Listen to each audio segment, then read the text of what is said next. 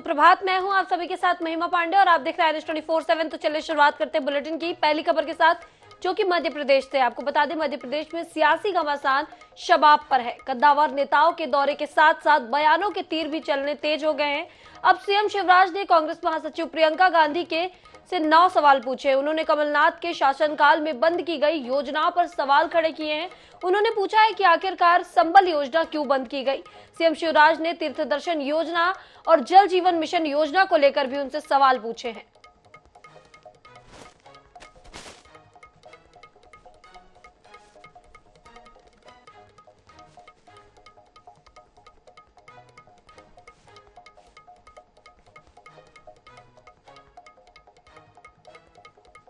झूठ का महा वचन पत्र फिर दे दिया आपने। मैं आज फिर पूछ रहा हूं, साहस है तो जवाब दें। गरीब बेगा भारिया शहरिया के 1000 रुपया कमलनाथ जी ने क्यों बंद किए थे? जवाब दें। संबल योजना क्यों बंद की? गरीब बहन के पैसे देना बंद कर दिए। बेटा बेटी के जन्म के पहले 4000, जन्म के 12000, बाद 12000। बच्चों के लैपटॉप क्यों छूने? बेटियों की शादी करके पैसा क्यों नहीं दिया मुख्यमंत्री कन्यादान का? तीर्थ यात्रा क्यों बंद की? किसान सम्मान निधि प्रधानमंत्री जी दे रहे थे, नाम क्यों दिल्ली नहीं भेजे प्रधानमंत्री जी किसान सम्मान निधि के पैसे देने के लिए किसानों को? गरीबों के मकान भेजे प्रधानमंत्री नरेंद्र मोदी जी ने, वापस क्यों कर दिए? प्रियंका जी जवाब देना पड़ेगा। कमलनाथ जी ने 2 लाख से ज्यादा मकान वापस कर दिए, गरीबों को मकान से वंचित कर दिया। और एक और बड़ा अपराध किया। 2019 में जल जीवन मिशन लागू हुआ। हर गांव में, हर घर में टोटी वाला नल लगा के घर में जल देने के लिए आपने महिलाओं के साथ अन्याय किया। जल जीवन मिशन शुरू ही नहीं किया। अब फिर कह रहे हैं बेरोजगारी भत्ता देंगे। 4000 रुपया क्या था? 1 पैसा दिया? 1 पैसा नहीं दिया। युवाओं को फिर ठगने आ रहे हो। सबका कर्जा माफ नहीं किया। और इसलिए पहले कांग्रेस ये स्वीकार करे कि पहले जो हमने वचन पत्र दिया था वो झूठा था। हमने वादे पूरे नहीं किए। अब ये नया झूठ पत्र लेके आगे, पहले इन प्रश्नों का जवाब मैडम प्रियंका गांधी को देना पड़ेगा। इधर बात करें मध्य प्रदेश की, तो मध्य प्रदेश की राजधानी भोपाल की 3 सीटों पर कांग्रेस के बागी नेताओं ने मोर्चा खोल रखा है। भोपाल उत्तर से आमिर अकील ने भतीजे के खिलाफ मोर्चा खोल दिया है, तो बैरसिया और हुजूर विधानसभा में टिकट के प्रबल दावेदारों ने कांग्रेस की मुश्किलें बढ़ा दी है। देखिए इस रिपोर्ट में। भोपाल की 7 विधानसभाओं में से 3 सीटों पर कांग्रेस के ही बागी मुश्किलें बढ़ा रहे हैं। बैरसिया में राम भाई मेहर, भोपाल उत्तर में आमिर अकील और हुजूर में जितेंद्र डागा आंखें तरेरते दिख रहे हैं। ये तीनों नेता नामांकन फार्म भी खरीद चुके हैं। हालांकि अब तक इनमें से एक ने भी अभी तक नामांकन जमा नहीं किया है, क्योंकि इनको अभी भी इंतजार है कि जिस तरह पार्टी ने 7 नाम बदले हैं उन्हें भी मौका मिल सकता है। तो कुछ नेता अभी भी टिकट की आस में नेताओं के बंगलों के चक्कर लगा रहे हैं। देखिए, मैं कांग्रेस का कार्यकर्ता हूं और सड़क पर चलने वाला आदमी हूं। किसानों का, गरीब गरीबों का और किसानों को, मजदूरों के बीच में बैठने वाला व्यक्ति हूं मैं। इस क्षेत्र बैरसिया की क्षेत्र जनता के बीच में बैठने वाला व्यक्ति हूं मैं। और हमें पूर्ण विश्वास है, अब जिस तरह से टिकट का बदलाव हुआ है, विरोध देखते हुए और सीटों पे बदलाव किया जा रहा। पहले 3 सीट का बदलाव किया था, अब 4 सीट पे बदलाव किया। और हमें विश्वास है कि आने वाली 28 तारीख को 4 सीटों पे और बदलाव होने जा रहा है, जिसमें बैरसिया भी रहेगा। टिकट काट दी, टिकट की चिंता करता कौन है? ना बीजेपी में करी ना कांग्रेस में करी। भाई जो चीज़ होती है उसको याद तो दिलाना पड़ता है ना, तो याद दिलाए। समय आएगा जैसा वैसा काम करेंगे। जबकि बीजेपी में भी कुछ सीटों पर अंदरूनी कलह देखने को मिल रही है, खासकर भोपाल, दक्षिण पश्चिम, बैरसिया और मध्य में। लेकिन खुलकर कोई नहीं बोल रहा। नगर निगम अध्यक्ष किशन सूर्यवंशी ने दक्षिण पश्चिम से दावेदारी की थी और नामांकन फार्म भी खरीद लिया था। वहीं कांग्रेस बगावती सभी उम्मीदवारों के अरमानों पर पानी फेरते हुए दिख रही है। प्रदेश प्रभारी रणदीप सिंह सुरजेवाला का कहना है कि सभी को मना लिया जाएगा। वहीं कांग्रेस ने प्रत्याशियों के नाम पर अंतिम मोहर लगा दी है। पार्टी ने निर्णय किया, वो उस निर्णय से सहमत नहीं है, पर पार्टी माँ है और माँ और पिता का फैसला कई बार अच्छा ना भी लगे, हम में से हर एक को कई बार माँ बाप का निर्णय स्वीकार्य नहीं हुआ है अपने जीवन में, पर स्वीकारना पड़ता है उसके बावजूद भी, क्योंकि परिवार बड़ा कि जहां हमें लगा बदलाव की आवश्यकता है, पार्टी ने निर्णय ले लिया और वो बात अब समाप्त हो गई, उस पर और टिप्पणी करने की आवश्यकता नहीं बची। बहरहाल भोपाल उत्तर से कांग्रेस के विधायक आरिफ अकील का स्वास्थ्य खराब होने के चलते उनकी सिफारिश पर बेटे आतिफ अकील को प्रत्याशी बनाया है, तो वहीं उनके भाई और प्रत्याशी आतिफ अकील के चाचा आमिर अकील अपने भाई और भतीजे के खिलाफ बगावती सुर अपना रहे हैं। तो बैरसिया विधानसभा से टिकट के प्रबल दावेदारों में शुमार राम भाई मेहर ने भी नामांकन फॉर्म खरीद लिया है। वहीं भोपाल की हुजूर विधानसभा से पूर्व विधायक जितेंद्र डागा ने पार्टी में रहते हुए नरेश ज्ञान चंदानी के खिलाफ मोर्चा खोल रखा है। 30 अक्टूबर को नामांकन जमा करने की आखिरी तारीख है। दिनेश शुक्ल, INS 24/7 भोपाल। इधर बात करें सीहोर की, तो सीहोर में मध्य प्रदेश के गृह मंत्री नरोत्तम मिश्रा ने कांग्रेस पर जमकर हमला बोला है। उन्होंने कहा कि कांग्रेस को हमेशा राम मंदिर से आपत्ति होती है। उन्होंने तंज कसा है कि जिस बात से राष्ट्र को फायदा होता है उससे कांग्रेस को आपत्ति होती है। कांग्रेस ने कोरोना के वैक्सीन पर आपत्ति जताई, सर्जिकल स्ट्राइक होने पर सेना पर सवाल उठाया था। कांग्रेस राष्ट्र और राष्ट्र की बात पर आपत्ति जताने का काम करती है। तो कांग्रेस को आपत्ति होगी, जो हमारे राष्ट्र की बात है कांग्रेस को आपत्ति होगी। कांग्रेस ने जब जब आपत्ति उठाई है, आप देखिए काय पे आपत्ति उठाई है। राम जन्मभूमि के शिलान्यास पे आपत्ति उठाई, वैक्सीन पे आपत्ति उठाई, सेना पर आपत्ति उठाई, सर्जिकल स्ट्राइक पे आपत्ति उठाई। ये हमारे राष्ट्र के स्वाभिमान का, हर भारतीय के स्वाभिमान का, सम्मान का, भावनाओं का प्रश्न था, इनको आपत्ति उठाई। आपने कभी कांग्रेस को तुष्टीकरण पे आपत्ति उठाते नहीं देखा होगा।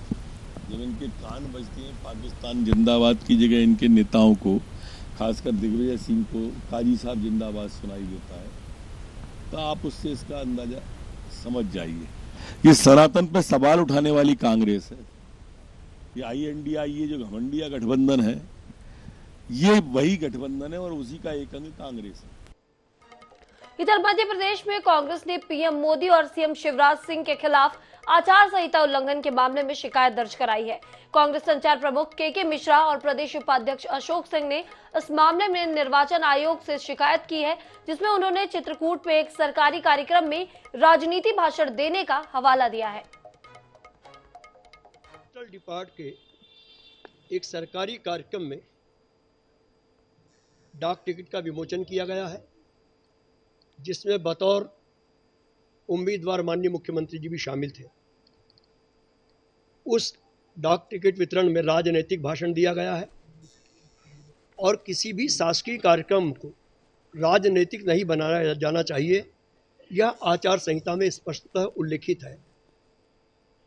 इधर गृह मंत्री अमित शाह के दौरे को लेकर जबलपुर पहुंचे राकेश त्रिपाठी ने कांग्रेस और इंडी गठबंधन पर करारा हमला बोला है। उन्होंने कहा कि सनातन का अपमान करने का काम कांग्रेस पार्टी और उसके इंडी गठबंधन की ओर से लगातार किया जा रहा है।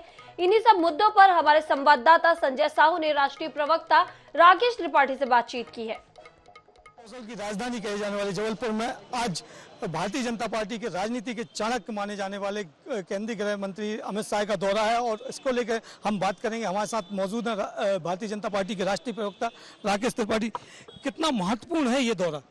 देखिए, भारतीय जनता पार्टी के लिए पूरा चुनाव महत्वपूर्ण होता है और हर चुनाव, वो पार्षद का चुनाव हो, पंचायत का चुनाव हो, विधानसभा का चुनाव हो, लोकसभा का चुनाव हो, पार्टी पूरे मनोयोग से, सामूहिकता के साथ, मुद्दों के साथ लड़ती है। और आज केंद्र की नरेंद्र मोदी सरकार की गरीब कल्याण नीतियों के कारण एक अभूतपूर्व परिवर्तन जो गरीबों के जीवन में आया है, गरीबों की आकांक्षाओं में जो आज परिवर्तन आया है, उनको संतुष्ट करने का काम जिस तरह से किया है, आज भारतीय जनता पार्टी की एक अभूतपूर्व विजय मध्य प्रदेश में होने जा रही है। और इसी निमित्त आज केंद्रीय गृह मंत्री, भारतीय जनता पार्टी के संगठन के मर्मज्ञ श्री अमित शाह जी का आज यहाँ पर प्रवास है। है। पार्टी के कार्यकर्ता बहुत उत्साहित हैं, उल्लासित हैं और सबको ये भरोसा है कि इस बार एक अभूतपूर्व विजय जैसी गुजरात में हुई थी वैसी विजय मध्य प्रदेश में भी होगी। मध्य प्रदेश में भी 2/3 बहुमत की एक सरकार बनेगी। बात करें 3 दिवसीय दौरा है और अलग अलग स्थानों पर जाएंगे, कहीं सभाएं हैं तो कहीं बैठक हैं, बैठकों का दौर अभी भी।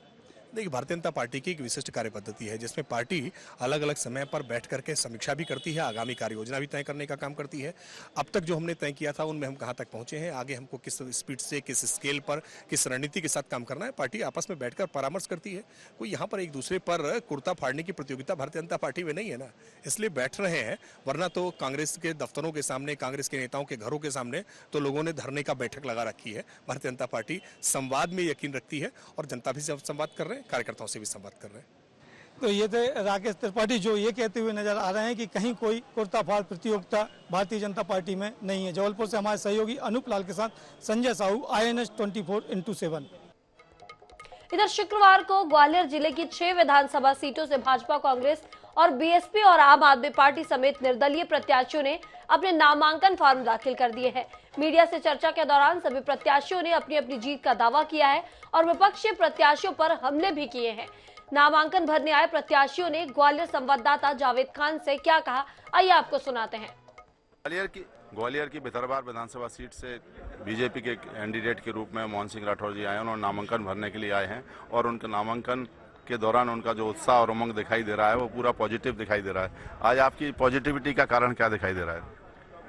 सबसे बड़ा कारण है कि इस बार पूरा भितरवार विकास की यात्रा करना चाहता है। भारतीय जनता पार्टी की सरकार के साथ भारतीय जनता पार्टी के हमारे पूरा वरिष्ठ नेतृत्व है, उसके मार्गदर्शन में विकास की गंगा चाहता है और वो केवल भारतीय जनता पार्टी बहा सकती है, क्योंकि 15 वर्षों में कुछ हुआ ही नहीं।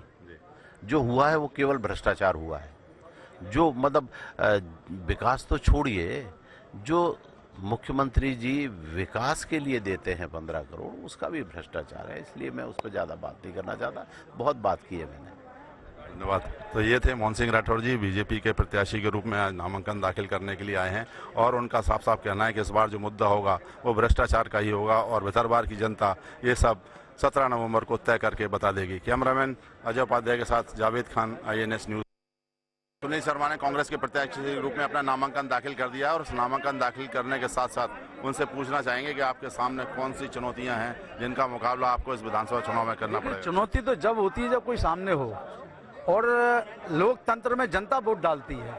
तो ग्वालियर विधानसभा की जो जनता है वो मेरा परिवार है। एक एक ग्वालियर विधानसभा का व्यक्ति मेरा परिवार का व्यक्ति है और ये परिवार का व्यक्ति मेरे को भरपूर आशीर्वाद दे रहा है, क्योंकि इस परिवार के साथ धोखा किया गया। सत्ता का जनादेश और आशीर्वाद जनता ने तो कांग्रेस पार्टी को दिया था, तो ये छल कपट से सत्ता हत्याई है, तो ये जनादेश का जिनने अपमान किया है, तो ये जनता बनाम भाजपा के बीच चुनाव है। जनता चुनाव लड़ रही है, जनता ही का आशीर्वाद कांग्रेस पार्टी के साथ। कांग्रेस के प्रत्याशी सुनील शर्मा जी, जिनका कहना है कि अब उन्होंने सभी जो रूठे थे उनको मना लिया है और इस तरह किसी तरह की कोई चुनौती नहीं है, मुकाबला भाजपा और जनता के बीच में है। कैमरामैन अजय उपाध्याय के साथ जावेद खान, INS न्यूज ग्वालियर। ग्वालियर के भितरवार विधानसभा सीट से कांग्रेस के प्रत्याशी के रूप में लाखन सिंह यादव जी ने अभी अपना नामांकन भरा है। साथ में पूर्व सांसद राम सेवक बाबू जी भी हैं। आपने आज नामांकन भरा, पहले से ही क्षेत्र में थे, अब इस बार का चुनाव का सीन क्या देख रहे हैं भितरवार में? देखिए, कोई सीन नहीं है। मैं तो हमेशा कहता हूँ चुनाव तो चाहे छोटा हो चाहे बड़ा हो, हर चुनाव चुनौतीपूर्ण होता है और ये चुनाव भी मैं चुनौतीपूर्ण ही लेता हूँ और मैं नहीं लेता, हमारे सभी कार्यकर्ता इतने ट्रेंड लोग हैं हमारे, इस चुनाव को भी चुनौतीपूर्ण ले रहे हैं। तो कोई ये नया नहीं है। मैं 7 इलेक्शन लड़ चुका हूँ अभी तक, ये 8वां पर्चा फाइल करके आया। आंकड़ा कहाँ पहुँचेगा? मैंने कभी अपने मुंह से नहीं कहा कि मैं 50,000 से जीतूंगा, ये मैंने नहीं कहा। मेरे क्षेत्र के मतदाताओं का ये नारा है कि इस बार भितरवार विधानसभा 50,000 के पार। मैंने कभी अपने मुंह से नहीं बोला, लेकिन जो हमारे क्षेत्र के मतदाताओं ने जो नारा दिया है, मैं उनका पीछे से समर्थक हो सकता हूं, लेकिन अपने मुंह से मैं कभी घमंड की बात नहीं करता। ये जनता तय करेगी कौन कितने वोट से जीतेगा, हारेगा। और जो भ्रष्टाचार का मुद्दा उनके खिलाफ जो बनाया जा रहा है उसे बेमतलब का मुद्दा बताया है और जो बीजेपी के प्रत्याशियों ने बेढंगा भी बताया है। कैमरामैन अजय उपाध्याय के साथ Javed Khan, INS news Gwalior. Party ने भी अपनी दावेदारी की है और इसके तहत रोहित गुप्ता एडवोकेट हैं, उन्होंने अपना नामांकन दाखिल करने के लिए आए हुए हैं और इनके हिसाब से अगर देखा जाए तो ग्वालियर विधानसभा सीट में त्रिकोणीय मुकाबला होने के चांसेज हैं।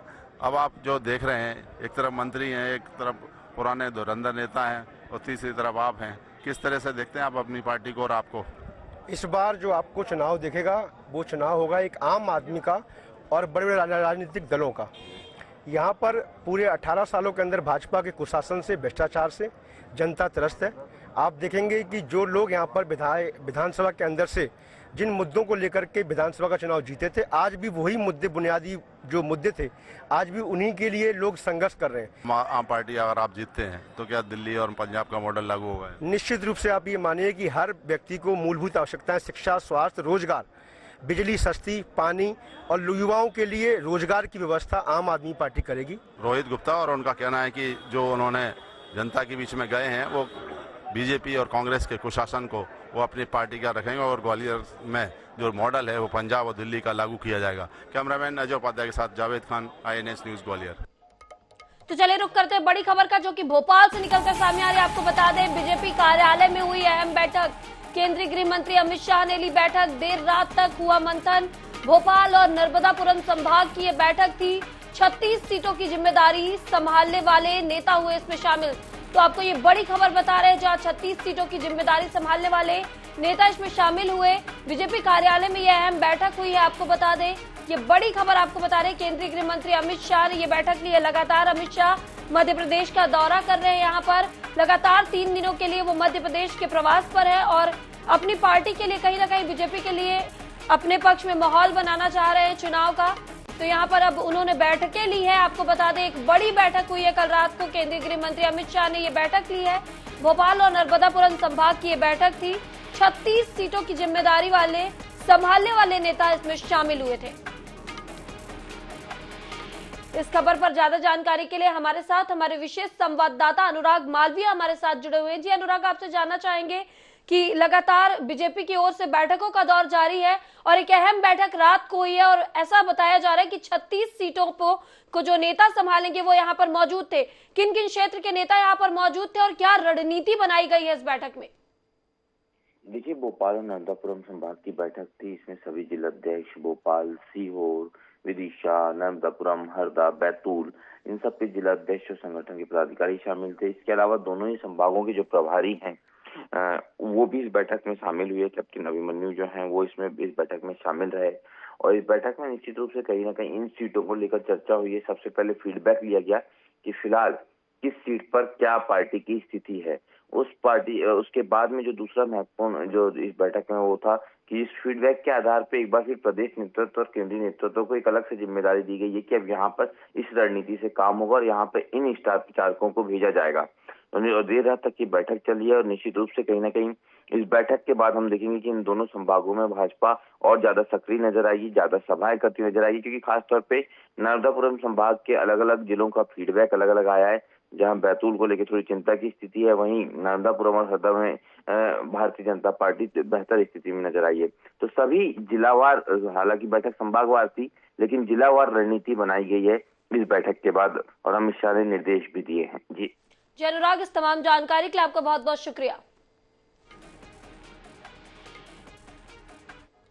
इधर बात करें भोपाल की, तो भोपाल में भीम आर्मी चीफ चंद्रशेखर आजाद ने प्रेस कॉन्फ्रेंस की, जिसमें उन्होंने कहा कि आजाद समाज पार्टी मध्य प्रदेश में चुनाव लड़ेगी। इसके साथ ही इन्होंने कांग्रेस और अन्य दलों पर हमला बोलते हुए कहा कि मुख्य पार्टियों ने हमारे हितों की रक्षा नहीं की, हमारे लिए काम नहीं किया, इसीलिए हम चुनाव में जनता के बीच जा रहे हैं।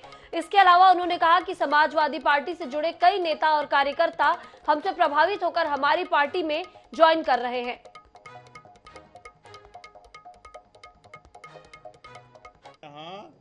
बकायदा सब सीटों पे बात करके कार्यकर्ताओं से प्रत्याशियों का चयन किया गया और हमारे लोग लंबे समय से मेहनत करें। हमने धन्ना सेठों को नहीं, काम करने वाले गरीबों के बच्चों को मौका दिया, किसान कमेरों को, जिसके लिए बाबा साहब अम्बेडकर प्रयास कर रहे थे कि उनके वास्तविक हितैषी सदनों में आए।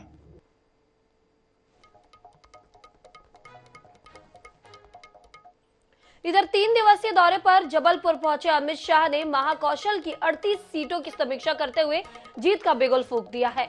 इस दौरान उन्होंने संभागीय बैठक को संबोधित किया। बैठक में शामिल केंद्रीय राज्य मंत्री फग्गन सिंह कुलस्ते ने INS से चर्चा करते हुए बताया कि केवल उन्होंने कहा है कि अभी पूरी रिपोर्टिंग जिले से हो रही है, उसके बाद उनका सम्मेलन किया जाएगा जिस पर कुछ निर्देश दिए जाएंगे। गृह मंत्री अमित शाह का दौरा हुआ है और दौरे में एक संभागीय कार्यालय में बैठक भी हुई है। बैठक में मौजूद केंद्रीय मंत्री फग्गन सिंह कुलस्ते भी मौजूद थे। हम उनसे चर्चा करेंगे। भाई साहब, बैठक हुई है, किस प्रकार की चर्चाएं हुई, क्या मतलब जीत का मंत्र दे गए हैं? देखिए, अभी उनने केवल ये कहा है कि बैठक की अभी पूरी रिपोर्टिंग जिला से हो रही और इसके बाद उनका समारोह होगा, उस पर कुछ निर्देश होंगे तो प्राप्त होंगे। परंतु अभी बैठक में हमने जिला से बैठक हो रही, उस जिला से बैठक के कारण बीच में थोड़ा विराम लगा है और इसके बाद समारोह होगा। डैमेज कंट्रोल की बात की जा रही है, जिस प्रकार की बगावत रही है, बाद में इसके बारे में चर्चा होगी। अभी केवल जिला से बैठक के बारे में ही चर्चा हो रही है, इसलिए जो निष्कर्ष होगा वो लास्ट में होगा। आदिवासियों, अगर महाकौशल की बात करें तो सबसे ज्यादा सीट जो है वो आदिवासियों की हैं। किस प्रकार के फोकस करने की बात हुई है? देखिए, गोंडवाना के अंदर हमारे इस इतिहास को जीवित करने का काम रानी दुर्गावती, शंकर शाह, रघुनाथ शाह जैसे महापुरुष जिनने आज़ादी के लिए अंग्रेजों के खिलाफ में, मुगलों के खिलाफ में संघर्ष किया है, उस इतिहास को आज पुनः स्थापित करने का ये प्रयास भारतीय जनता पार्टी ने किया है। स्वयं 5 तारीख को आदरणीय प्रधानमंत्री जी का आगमन हुआ और उनने 100 करोड़ रुपए से एक फाउंडेशन, भव्य स्मारक बनाने का फैसला सरकार ने किया है, उसका फाउंडेशन भी हुआ है। तो ये थे केंद्रीय मंत्री फग्गन सिंह कुलस्ते, जिन्होंने अपनी बात रखी। जबलपुर से हमारे सहयोगी अनूप लाल के साथ संजय साहू, INS 24x7। तो चलिए रुक करते हैं अब छिंदवाड़ा का, जहां छिंदवाड़ा में कांग्रेस के कार्यकारी अध्यक्ष सीताराम डहेरिया और वरिष्ठ नेता विनय भारती ने बीजेपी का दामन थाम लिया है। केंद्रीय गृह मंत्री अमित शाह ने दोनों को भाजपा की सदस्यता दिलाई।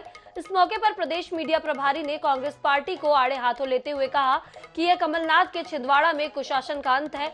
वहीं बीजेपी इस बार प्रचंड बहुमत से जीत हासिल करेगी।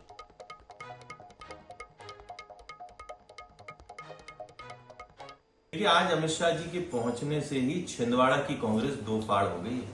सीताराम डहेरिया और विनय भारती, ये जो दो विश्वस्त सिपा सलार थे कमलनाथ के, आज उन्होंने कमलनाथ का वो डूबता हुआ जहाज छोड़ दिया है। संकेत स्पष्ट है, कमलनाथ का राजनीतिक अंत और ये छिंदवाड़ा को जो निरंतर कुशासन से जकड़ रखा था कमलनाथ ने, अब उसका समापन होने वाला है। भारतीय जनता पार्टी प्रचंड विजय इस बार छिंदवाड़ा में हासिल करेगी।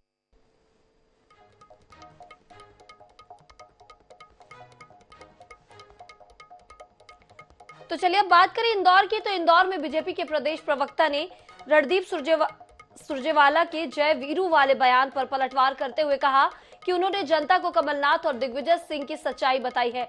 जिस तरह फिल्म में जय वीरू लोगों से चोरी और ठगी करते थे, वैसे ही ये दोनों नेताओं का चरित्र है। फिल्म में दर्शाया गया है कि दोनों बिना हाथ के ठाकुर के लिए काम करते थे, वैसे ही कमलनाथ और दिग्विजय सिंह भी बिना नेतृत्व वाली कांग्रेस के लिए काम कर रहे हैं। जो मध्य प्रदेश के प्रभारी, उन्होंने आज भोपाल में एक पत्रकार वार्ता ली और उन्होंने दिग्विजय सिंह और कमलनाथ जी के जो बीच खटपट और विवाद चल रहा है, उसको लेके जब मीडिया ने उनसे प्रश्न पूछा तो उन्होंने कहा है कि शोले फिल्म के अमिताभ और धर्मेंद्र की जोड़ी है। उन्होंने उस जोड़ी को जय वीरू की जोड़ी बताया है। हम धन्यवाद देते हैं सुरजेवाला जी को, क्योंकि सबने शोले फिल्म देखी और सबको जय और वीरू का चरित्र पता है कि किस प्रकार लुटेरे बदमाश थे, ठगी करते थे, लोगों को लूटते थे और किस प्रकार जेल में बंद थे और कैसे जेल तोड़कर वह निकले थे। उनका आचरण, उनका चरित्र सबने देखा है। तो सुरजेवाला जी बड़े नेता हैं, राहुल गांधी के खास हैं, मध्य प्रदेश के प्रभारी हैं और वो अपने दोनों नेताओं को जय वीरू बता रहे हैं। तो यहाँ पर वक्त हो चला एक छोटे से ब्रेक का। जल्द हाजिर होंगे छत्तीसगढ़ की खबरों के साथ।